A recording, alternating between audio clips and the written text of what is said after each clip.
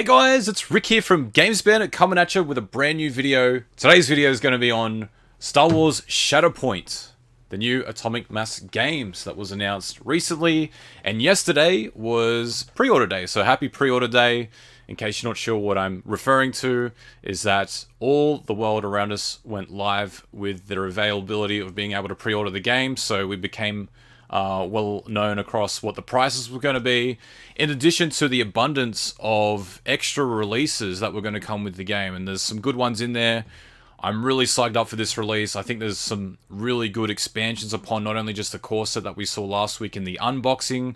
So it's going to be a good release. I think it's going to come out strong and hit the ground running. But I'd love to have a quick video and talk about yesterday in particular, because as a store, we became, in Australia specifically, not necessarily the rest of the world, we only became aware of what the recommended retail price of $295 was going to be from the local distribution yesterday. So we were kind of a little bit in the dark. We'd seen that, I believe, the RRP in America, in USD, was, I believe, $165. I'd have to double check on that one, but I'm 99.99% sure that is correct. So I'd love to talk about that. The core set as an entity of itself and what is the value of it. The RRP, having a further conversation about that and the barrier upon entry, because it is really high. $295 isn't cheap in Australia. It's not. And I'd assume $165 USD is not cheap in America and the rest of the world itself as well. The other thing I'd love to talk about is the Ahsoka Tano, the Padawan Ahsoka Tano early access given to specific stores, and we were left rather in the dark in Australia about that.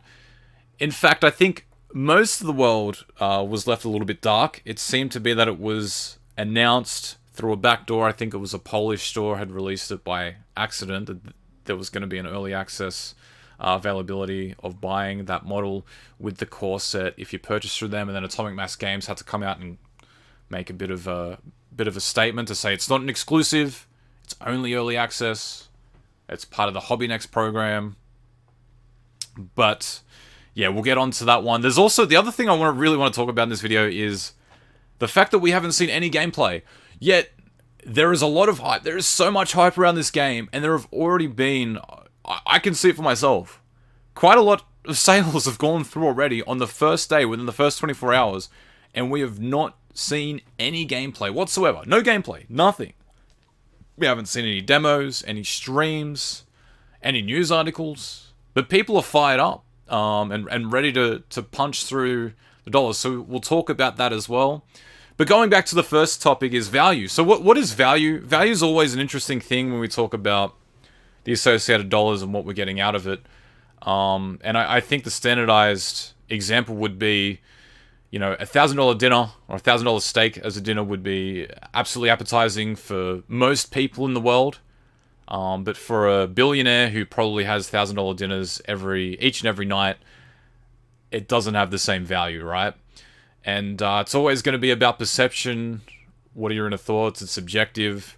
I think value in terms of the miniature industry in specific, you'd have to set the bar with Games Workshop 40k Warhammer and compare it to whatever other games that are coming out in terms of value, in my opinion. And obviously, when people have compared the price per model coming out of the core set versus the price that you'd pay per model in the Games Workshop that's coming out, it's cheaper. It's still cheaper to buy through Shatterpoint than it is Games Workshop. Now, there's probably some semantic arguments out there as well, which we've all seen, that the Games Workshop has an existing lore.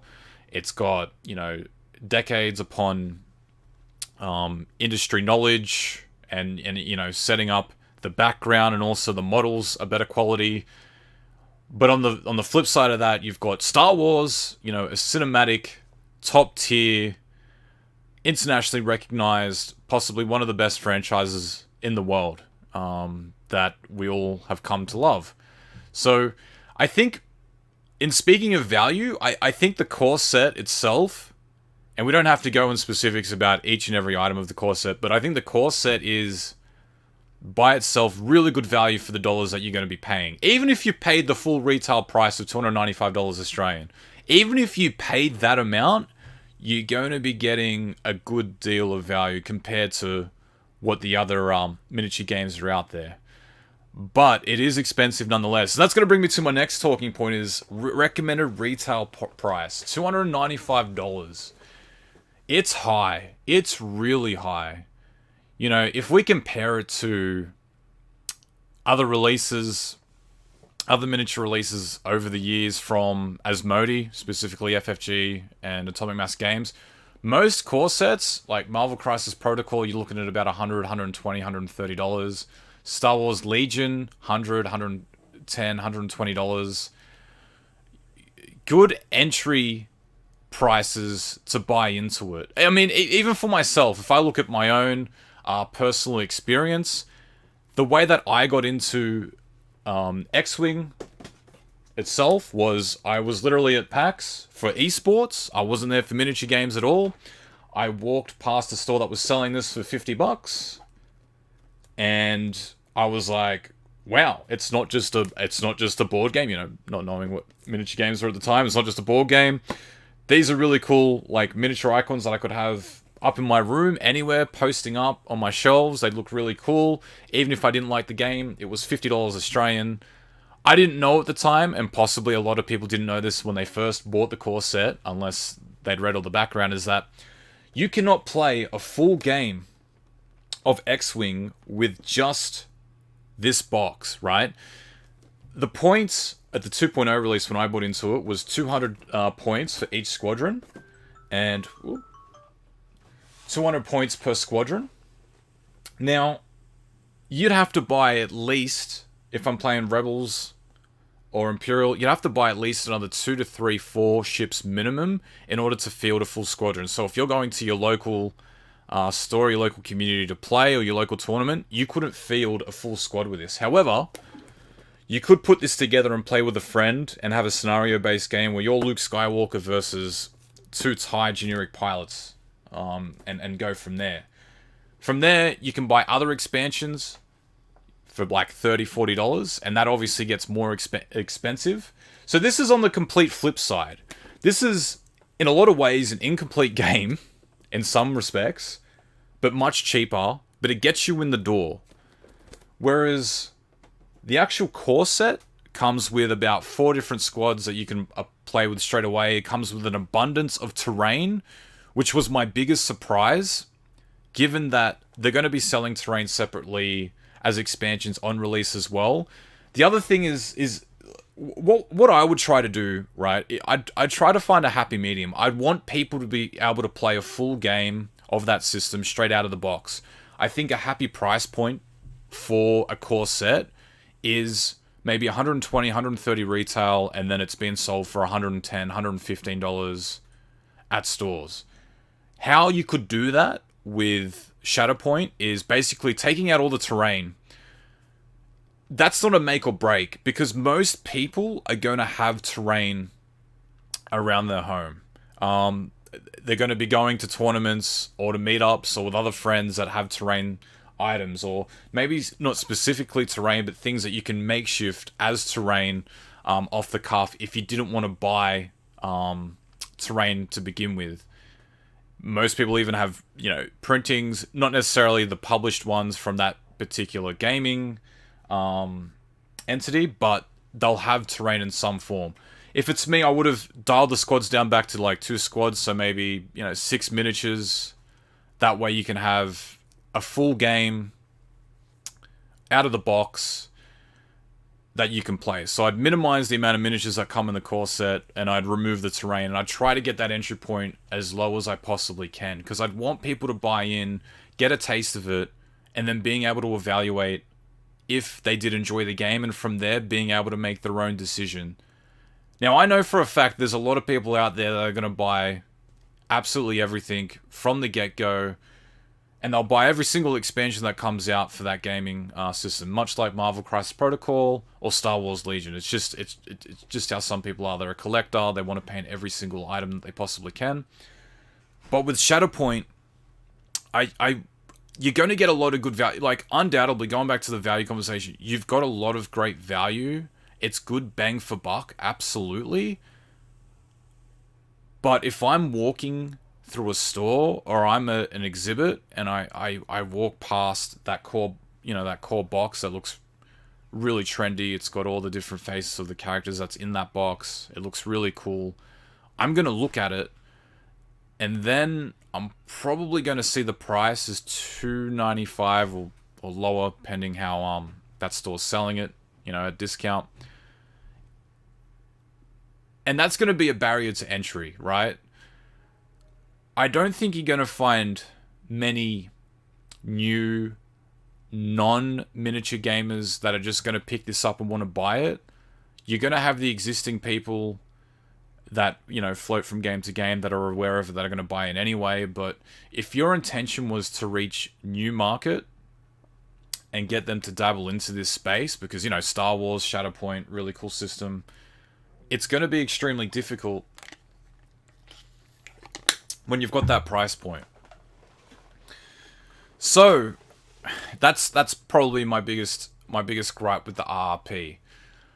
So what are stores going to have to do to compensate? And that's discount the RRP significantly, because there's no way that I'm going to be able to sell Star Wars Shatterpoint for $295, let alone $280, $270, $260, $250. It's just not going to happen. It just won't happen. So ultimately, what is going to happen is we're going to have to discount by 10%, then 15%, then 20%, and then 25%, and then who knows? And so you're in this battle to try and draw in, new customers or existing customers that buy from you from, other gaming systems into that. You're going to have to discount it by 20-25%. And I can already see that consumers are pretty happy with the price that we've been able to float.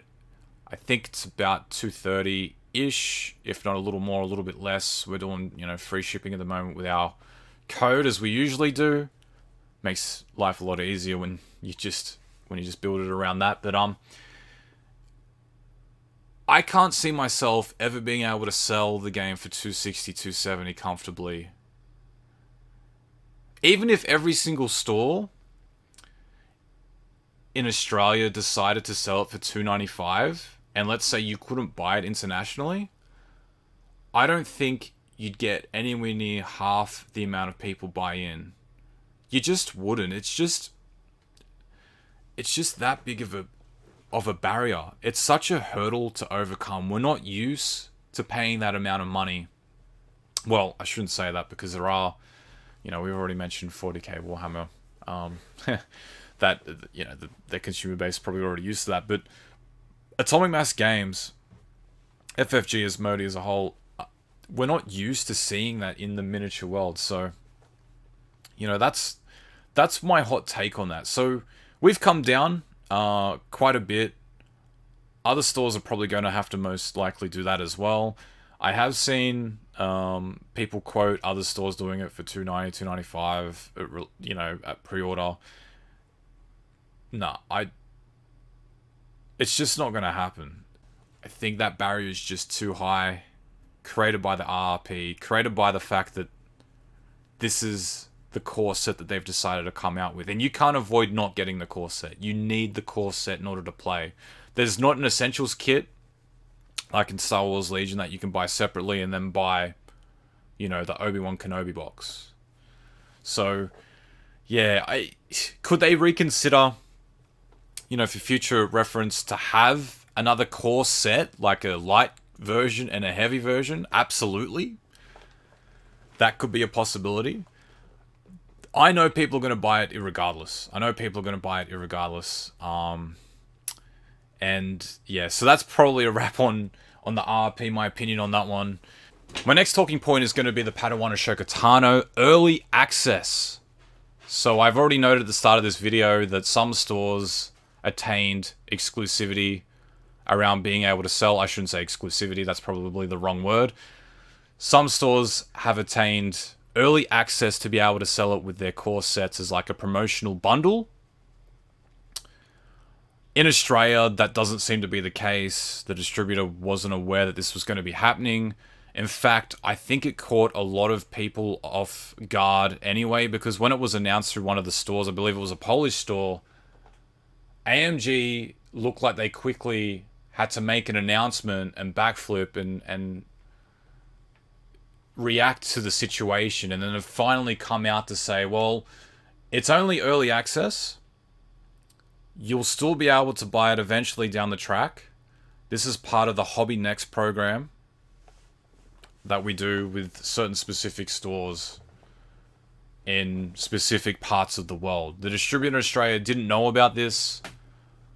They're not aware that they're going to be getting any allocation. I put up a poll in the Australian group to kind of ask what you as a consumer would do. Would you purchase a core set overseas just so you can get early access to Ahsoka Tano? Or does it not change your consumer behavior?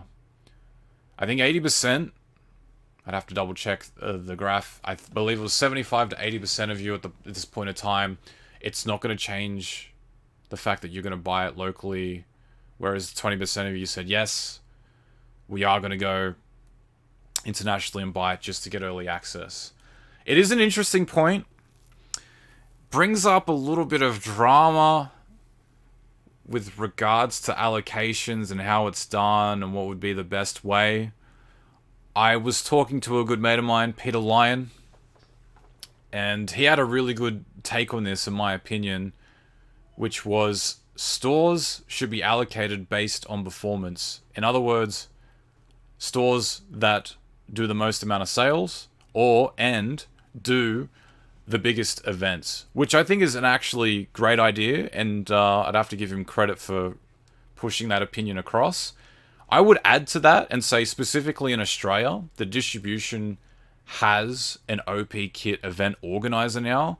They could easily link up with different community managers, different stores, evaluate who's running what, looking at the amount of volume or the people they're getting in, and then offering it as a prize or added to the prize pool, whether it be 2, 3, or 4, top 5, whatever. And that would again attract bigger numbers. And I've said this before, hobby by volume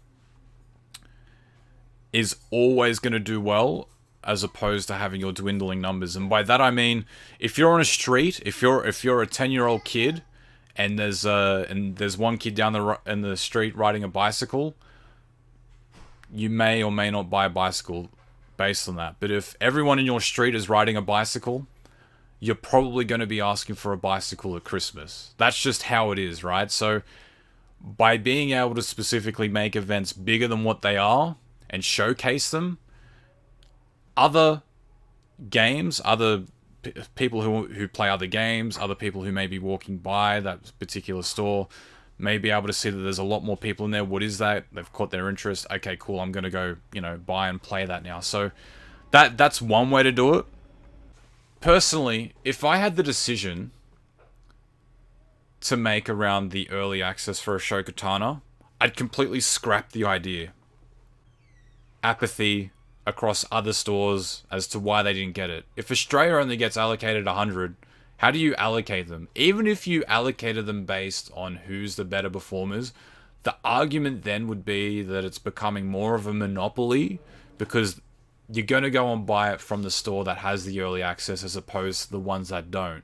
We've already seen the amount of uproar in the forums about people so keen to buy it. And if you're going to be able to buy it internationally, if you want to buy it internationally, and that's what you decided to just to get Ahsoka Tano early, that's an interesting take, right? And I think if it was locally, we wouldn't even need a poll. At the end of the day, if it was locally and you had stores that did have it and didn't have it, I don't think there's any decision as to you buying the Ahsoka Tano and not getting the Ahsoka Tano.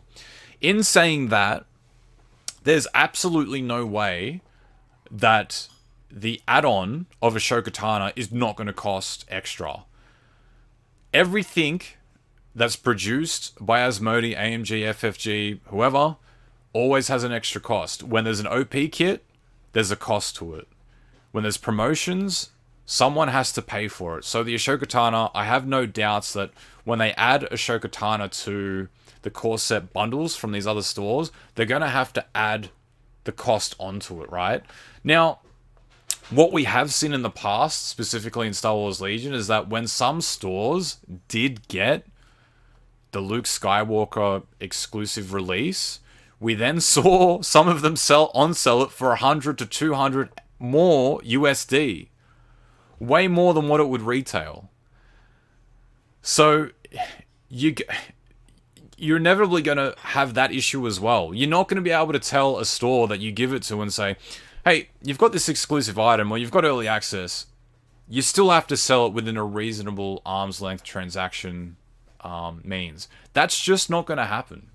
The other problem you also have is when you do give out the Ahsoka Tano early access release to 1/10 of the community, because that's probably what it's going to be, if not less. What happens when they go to a tournament and that particular model is overpowered compared to everyone else? Do you ban it? Does the store that sell, or the community that sells the core set with Ahsoka Tano, are they going to then turn around and say, yeah, we're not going to allow this to be played? Probably not, right? Unless there's a specific guideline set by the OP, which it may happen, that you can't play unless it's fully released, open to the public. You will find that there's going to be some regions, probably the more casual tournaments, that are going to be able to play it, and then you're going to annoy more people. There are so many cons to having early access for a small population than having more. It's never been good. The signs of the times have always illustrated that having early access to anything proportionate to a smaller part of the community is always gonna have its drawbacks. Even if you have a further barrier to entry, which is the cost, mate, there are people who will pay in the video game world as well. People have paid publishers thousands of dollars more to get an early copy of a game. That's not going to stop anyone in this realm an extra 40, 50, 60, 70, 80 bucks to be able to get early access to it. You can guarantee it. You can guarantee it's going to happen. I think it's an absolutely terrible idea, and I think it's a tightrope they're walking. I don't think they should be doing it, period. I don't know many pro arguments to do it. I don't have many pro arguments to it. The cons far outweigh any pros that I can think of anyway. The next point. Lastly, people are buying the game without any gameplay. And I don't blame them, okay? So, Atomic Mass Games now has a track record. Marvel Crisis Protocol, excellent game, got a good community vibe. Releases are constantly coming out each month. And it's not just one release a month, it's like 2, 3. They're constantly funneling in the printing machines one after the next release. It is actually quite impressive compared to other games that fall under the Asmodee banner, which seem to have fallen behind by a little bit. Atomic Mass Games have done a good job at constantly releasing content. So we know that anything that they strive for, they're going to be working hard for. And they've got a good team of people behind them. They've got some of the best game designers in the industry, mixed with their track record. We know they're not going to be fooling themselves into making a poor game. But we know that some of the best game designers in the world have come out with 3rd or 4th games, and they haven't been the best. And they've had some community backlash. Even in esports, if we look at one of the biggest examples of the most recent times is Battlefield 2142. That game was the most hyped up game by EA Sports and DICE than ever before. It had sold a record amount of pre-orders than we'd ever had seen. You know what it also holds the most record? Another record that it holds is the most amount of refunds. But refunds in the electronic world is that much easier. You play a game for less than 24 hours, you easily say, this is not what I expected. I want my refund. Processed. Done. Money in the account. No problem. In this space, that's not necessarily going to happen. Once you open a box, once you paint the items, you can't get a refund for that. You can try to sell it on the second market for significantly less. Or more. You could try to sell it more, but that's not going to happen. But it may not be for everyone, right? Not everyone is going to enjoy this game. It's not gonna tick all the boxes. But we don't have any early indication of what that's going to be. In saying that, and going back to the refund, is that if anyone had purchased through Games Bandit, we have a refund policy around pre-orders, is that you can refund the game at any point of time during the pre-order period. So if you've already bought into the pipeline, or you're looking to buy into the pipeline, and then we get more information about the gameplay a month later, we can easily refund that. That's absolutely no drama. It's no problem. However, and one of the reasons why I started Games Bandit in the first place was one of the much larger stores in the country wouldn't give me a refund for a pre-order that was delayed by 6 months. It kept getting pushed back and back. It was one of the X-Wing releases. I asked for my funds. I said no, because it would disturb their pre-order quantity that they've already put in. That's probably for a video for another time. But, yeah, I don't see any reason as to not have gameplay as a feature, or even as an article, to kind of describe how the game would function between people. It's an unnecessary drawback. In saying that, let me just say, one of the things I am really grateful for is the fact that they have announced and given the pricing and let us put it up for pre-orders 5 months in advance. The game doesn't come out till the 2nd of June. We are at least 4 months away from that happening. That means that even with the high barrier to entry, you're going to have time to save up potential money or have a bit of a slush fund to purchase this. That's absolutely great. That doesn't happen often enough. Usually something will come out, you'll get like maybe 1 to 2 months. The fact that you have 4 months means people that can buy it, or people that are kind of on the fringe of living paycheck to paycheck, may be able to put some money aside to be able to purchase this at the time of release. So, again, great.